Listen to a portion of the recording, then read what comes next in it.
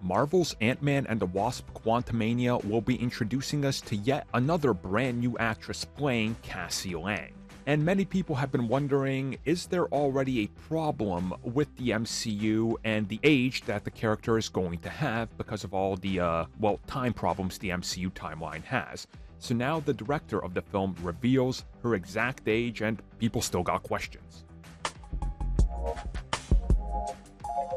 So this came at us directly from the director of Quantumania, who spoke with Nerd Hunter, and they specifically wanted to talk a little bit about the gaps of time with the Ant-Man franchise, how much time has went by since Endgame, and of course, just how old is Cassie? Because again, 3 different actresses, we can't really keep up with the whole age thing, because there's questions there that don't make sense in some regards and some do. Either way though, Peyton Reed officially put an end to the rumors in regards to her age. Some people were speculating she would be in her mid-20s. Again, it's all very loose out there. He confirmed that in this film, she's 18. She's a little bit past her 18th birthday. Now this to me makes a whole lot of sense. If we just look at the sort of established timeline that we have with the MCU, even though the timeline is, how would I say this? A little screwed up due to various circumstances, but again, that's just going to happen when you have so many things happening at once.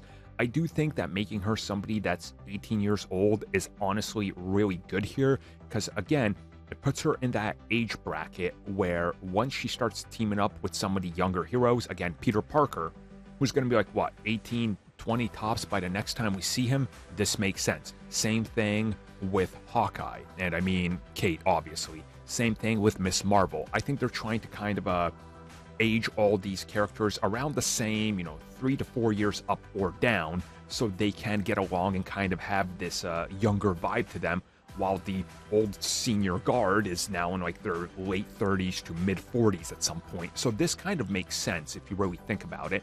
And I think the age honestly works for them best.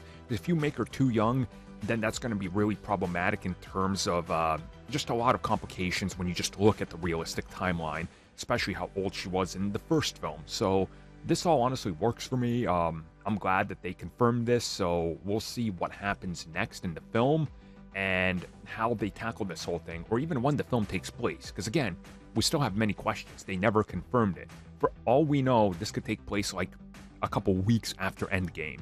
And then where it lands in the timeline, again, obviously, we'll discuss that when we get to it, right? Because everything seems to be, like, shoved in this one time period where it's not clear anymore. So, up until we officially see the film, we'll talk about it then. Because remember, I'm not going to trust what they say up until I see the project now.